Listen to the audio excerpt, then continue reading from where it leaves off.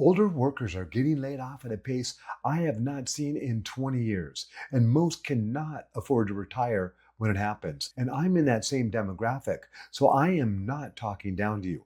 I'm talking from inside of it. Today, I'm going to show you why this keeps hitting older people, and more importantly, what you can do about it. And I want to say something up front.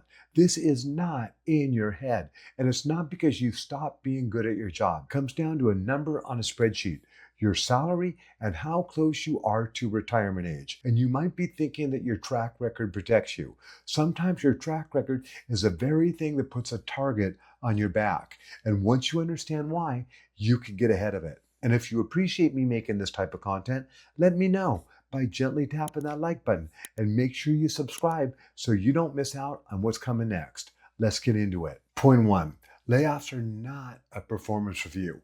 They are a math problem. Somewhere in a conference room, a group of leaders is looking at a spreadsheet, not a list of accomplishments. They are looking at salary bands, years of service, and total compensation cost. I have more than 20 years and more than 20,000 hours of training leaders inside the largest organization of its type in the world. And I've had the fortune of studying how leaders think and make decisions under pressure. And it rarely starts with the question, who is good at their job? It more likely starts with the question, where can we reduce cost the fastest? Now, here's the principle I want you to remember. Systems do not optimize for loyalty. They optimize for cost efficiency. And tenure, time on the job, without a clear cost justification becomes a liability on paper, even when it is an asset in practice. The framework I want you to take from this is simple. Stop thinking about your value only in terms of what you produce, and start thinking about what you cost relative to what you produce. If two people at half your salary can do 70% of what you do, somebody in that room is already doing the calculation, whether you like it or not. The application here is not to panic. It is to get ahead of this equation. Know your own numbers. Know what you actually cost the organization, and know what unique value justifies that cost beyond your title. If you cannot answer that question clearly in one sentence, that is your first project this week. Not someday, this week. Point 2, your experience becomes the very thing that puts a target on your back. This one surprises people every time I see it, because we are taught our whole career that experience is kind of like armor. And in many organizations right now, experience is treated as an expensive risk as opposed to being a protected value. Here's the psychology behind it. Imagine a leader under quarterly pressure to grab the fastest visible win possible, and cutting a senior salary shows up on a spreadsheet immediately, while the real cost of losing the years of wisdom that they had doesn't show up for a year or two. And by this point, the leader who made the cut has often moved on to the next position. The principle is this: everything is your teacher, including a system that undervalues you. That system is teaching you something true about how an organization behaves under pressure. And once you see it clearly, you stop taking personally and start responding strategically. The framework is to make your value visible in ways that cannot be reduced to a single line item. Document all outcomes, not activity. Mentor people in a way that leadership actually notice, and attach your name publicly to results, not just efforts. The application today is to write down 3 things that only you know how to do in your role that would take a new hire over a year to learn. That list becomes your leverage. Point 3, the earliest sign that you are being replaced often looks like a tool designed to help you. I think about a man, I'll call him Jake. He worked in chat support and he was excellent at his job.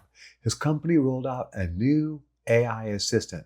They told the team it was there to make their work easier, faster. Jake, being the great employee he was, he used it every day, got even better at his job. What nobody told Jake was that every interaction he handled with the tool, he was training the system that was underneath it. Within months, that entire department was gone. The principle here is that the earliest sign of disruption rarely looks like a threat. It looks like assistance. And by the time it is obvious what happened, it's usually too late to pivot. This is not a reason to fear new tools. It's a reason to pay close attention to what the new tool is learning while you are using it, and to make sure that you are the one steering it instead of the one training your own replacement without even realizing it. The application is to ask a direct question anywhere your company introduces new technology. Is this making me more essential, or is it quietly capturing what only I currently know how to do? Your answer changes how you show up starting tomorrow morning. Point 4, adaptability, not tenure, is the new form of job security. I want to contrast Jake with someone I'll call Maria, a project manager whose firm introduced an AI campaign tracking software. Instead of resisting it or ignoring it, Maria learned the system inside and out, and she positioned herself as the translator between the AI and what the creative team actually needed.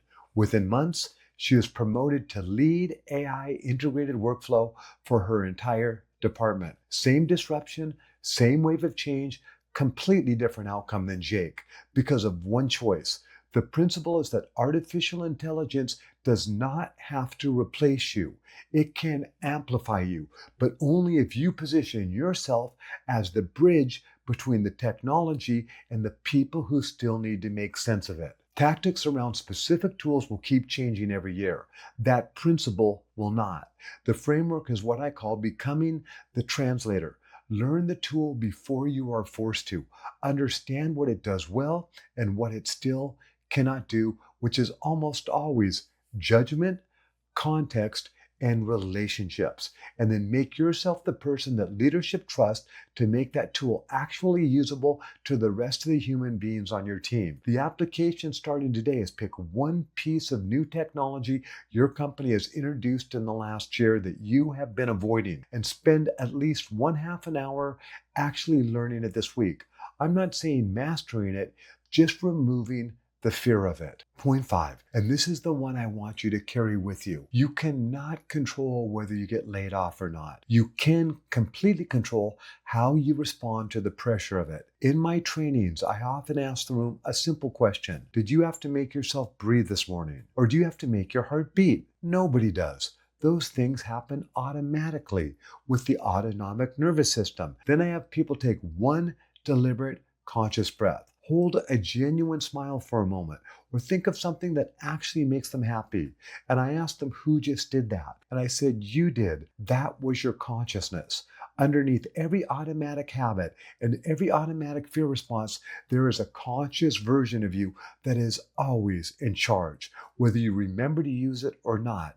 The principle is that the quality of your life is determined by the quality of your consciousness, not by the circumstances that are happening to you. Losing a role you built your identity around is genuinely painful. I get that. And the retirement math on top of that adds real fear. I get that too. I am not minimizing that for 1 second. What I'm telling you is that panic and clarity cannot occupy the same mind at the same time. And when you get to choose which one runs the next 6 months of your life, the framework is what I call turning pressure into power. And it starts with one honest inventory. What do I actually control right now? My skills, my network, my daily habits, my responses, and what do I not control? The economy, the decision makers, the timing. The application today is to write both lists on a piece of paper, one column each, and put every ounce of your energy only into the column that you do control. That single act will change how the next 90 days feel, even before anything external changes at all. So let's bring this all together. Point 1, layoffs are math, not a verdict of your worth. Point 2, your experience can become a target if you do not make your value visible. Point 3, the earliest sign of AI disruption often looks like help. Point 4, adaptability beats tenure every time. And point 5, you cannot control the layoff, but you can fully control your response to it. If you take one action from this video today, make it point 5, the list. Write down what you control and what you do not, and put all of your energy only into where it belongs. That one page will do more for your sense of being grounded with your feet under you than any amount of worry ever will. This is a hard season for a lot of experienced, capable people, and I want you to know that being let go is not a verdict on who you are. It might actually be the exact pressure that forces you to build yourself into something more solid than the job ever gave you before. If you appreciate this video, let me know by gently tapping that like button and subscribe so that we can keep growing together. We are not here to avoid pressure. We are here to embrace it. We are building strength, and we are turning snowflakes into diamonds.